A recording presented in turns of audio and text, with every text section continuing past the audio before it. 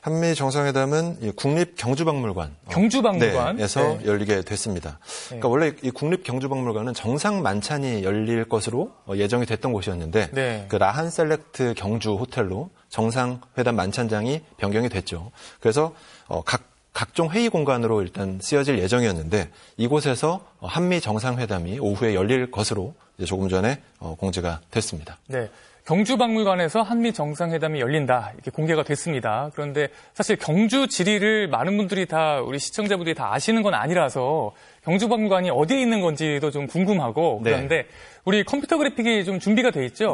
좀 보면서 이 에이펙 정상회의장 비롯해서 공간이 어디가 어딘지 경주박물관은 어디고 또 다른 행사장은 어딘지 이것 좀 한번 둘러볼까요? 네, 컴퓨터 그래픽이 준비가 됐죠. 여기가 경주예요. 보문호를 중심으로 쫙 펼쳐져 있습니다. 네, 그렇습니다. 이제 먼저 말씀을 드릴 곳이 이제 조금 전에 얘기했던 그 만찬장 라한 셀렉트 경주라는 곳인데요.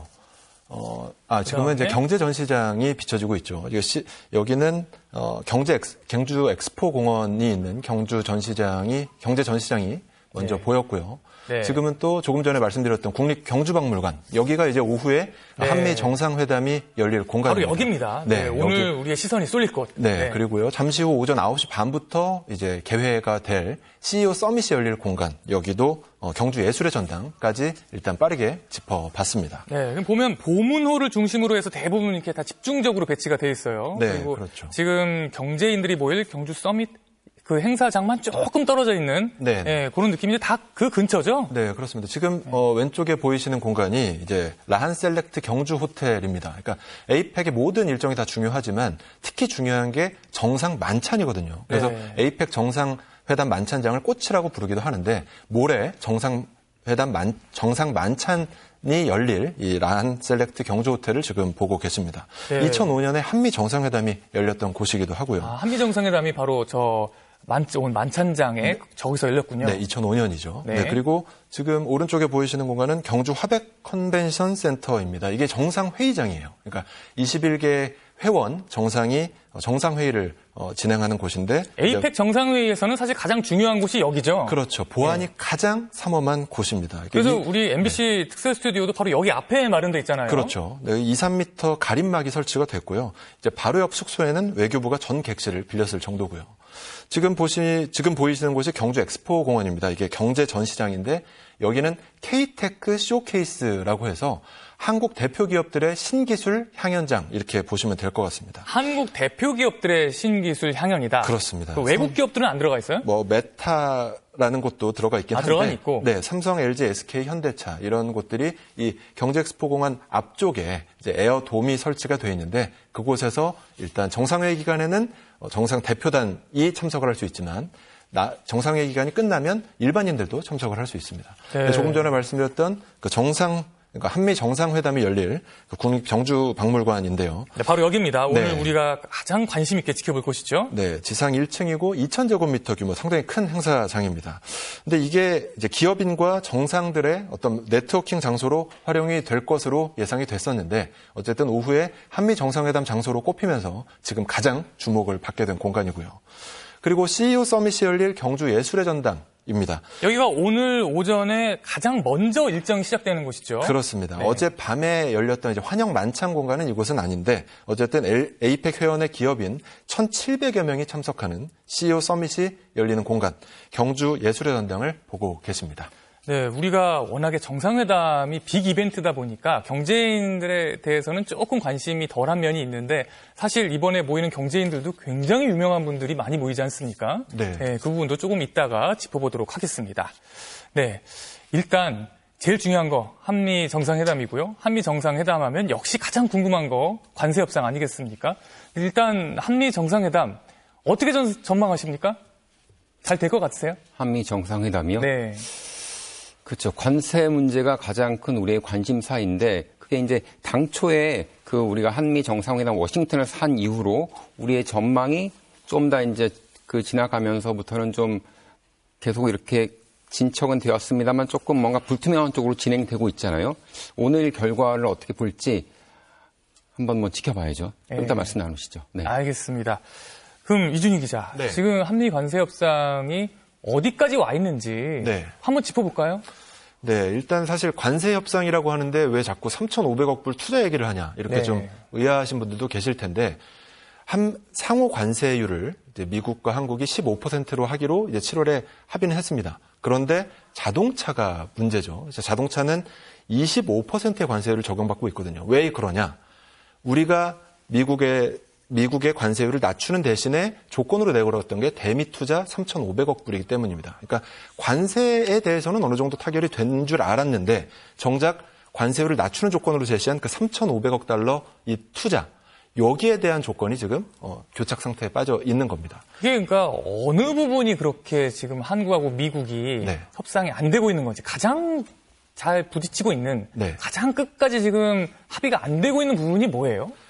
이렇게 말씀드리면 왜 여태까지 이거밖에 안 나갔냐고 하실 텐데 핵심은 액수입니다. 그러니까 3,500억 달러 이 액수를 얼마나 조정하느냐가 이 협상의 핵심입니다. 왜냐하면 우리나라 외환 보유액이 4,100억 달러 정도 되거든요. 그런데 3,500억 달러를 투자를 하라고 한 겁니다. 그러니까 3,500억 달러면 우리 돈으로 500조? 그렇습니다. 어마어마한 돈이죠. 500조 원이 어느 정도냐? 네. 우리나라 내년 예산이 728조 원입니다. 아, 그러니까 우리나라 1년 예산하고 거의 맞먹는 네, 한 70% 나라 전체 예산. 네, 나라 전체 예산은 70% 정도를 미국에 투자하라는 거예요.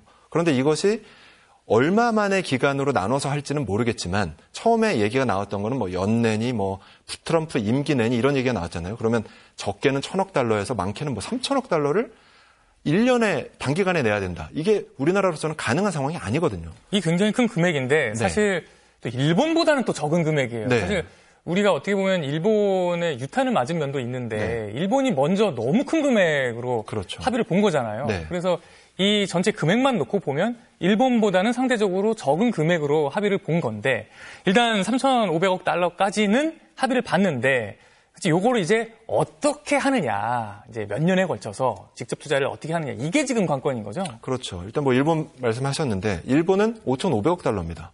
3,500억 달러가 한국 투자 약속한 금액이고 일본은 5,500억 달러. 그러면 일본이 우리보다 훨씬 많이 내게 됐네라고 생각하실 수도 있는데 외환 보유액 차이가 3배입니다. 일본은 1조 3천억 달러 정도 되거든요. 그러니까 우리의 한 3배 정도 되죠. 그리고 무엇보다 일본은 기축통화국이에요. 그러니까 이렇게 갑자기 거액의 어떤 달러가 유출이 된다고 해도 뭐 외환위기 이런 걱정을 할 필요가 없는 나라입니다. 그래서 우리는 안전장치가 필요한 거죠. 그렇죠. 그래서 이제 원래는 한미 통화 스와프 요것이 이번 협상의 어떤 열쇠다 이런 얘기가 나왔었는데 최근에 뉴스를 자주 보신 분들이라면 아실 거예요. 통화 스와프만 되면 뭔가 협상이 물꼬를 틀 것처럼 이렇게 나왔었다가 최근에 구윤철 경제부총리가 뭐라 그랬죠? 한미 통화 스와프는 어떻게 보면 필요 조건이고 투자 구조가 더 중요하다. 왜 이 말씀을 드리냐면 3,500억 달러를 현금으로 달라. 이게 미국의 주장이었습니다. 그런데 말씀드렸던 대로 이건 너무 큰 금액이에요. 그렇기 때문에 그 안에서 대출이나 어떤 보증 형태로 이런 식으로 3,500억 달러 중에 일부만 현금으로 투자하는 방안을 계속 줄다리기를 하고 있는 겁니다. 일부는 또 분납을 하는 경우도 가능하지 않느냐. 그래서 1년에 150억 달러나 200억 달러 정도로 규모를 낮추는 건 어떻겠느냐. 이런 얘기도 오가고 있는데 사실 우리나라가 안정적으로 1년에 조달할 수 있는 외화가 150억 달러에서 한 200억 달러밖에 안 되거든요. 그렇기 때문에 아무리 3,500억 달러를 잘게 쪼갠다고 해도 우리한테는 굉장히 부담입니다. 그렇기 때문에 3,500억 달러라는 이 총액 자체를 어떻게든 계속 낮춰야 되고 좀 다변화해야 되는 그게 우리 협상단의 숙제라고 할 수 있겠죠. 알겠습니다. 이렇게 해서 일단 가장 큰 관심사안 한미 협상, 한미 관세 협상 관련해가지고 얘기를 좀 나눠봤고요. 우리가 처음 얘기를 나눴지만 가장 큰 관심사는 당연히 한미 정상회담이고 또 한미 관세 협상인데 이 궁금증이 있는 건 또 정말 트럼프 대통령이 김정은 위원장을 만나나? 이게 지금 굉장히 관심사 아니겠습니까? 또 실제로 만나게 된다면 이건 뭐 보통 뉴스가 아닐 텐데. 네, 연구위원님. 네. 일단 제가 어제 어디 방송 출연하신 거 봤어요. 네. 그랬더니 5%? 네. 만날 확률을 상당히 적게 잡으셨더라고요. 네. 어떠세요? 지금도 그대로입니까? 좀 더 낮아졌습니다. 더 낮아졌어요. 네. 5%보다. 네. 예, 일단 오늘 아침 6시죠. 북한의 조선중앙통신에서 북한이 순항미사일 발사를 했다라고 보도를 했고요. 또 사진도 공개를 했습니다. 근데 이제 이게 발사 시점이 우리 합참에서 발표한 시각은 어제 오후 3시입니다. 사실 이제 미일 정상회담에 어떤 윤곽이 나온 시점이었죠. 근데 이제 다 아시다시피 이제 미일 정상회담에서는 한미일 안보협력 얘기도 나왔고, 한 번 더 북한 비핵화 얘기도 나왔습니다. 그래서 또 심지어 납북자 가족도 만나는 모습을 또 연출했고요. 그래서 북한이 의도적으로, 이거를 요 시점에 맞춰서 쏘지 않는 이상은 이거는 그냥 통상적인 실험으로 보기는 좀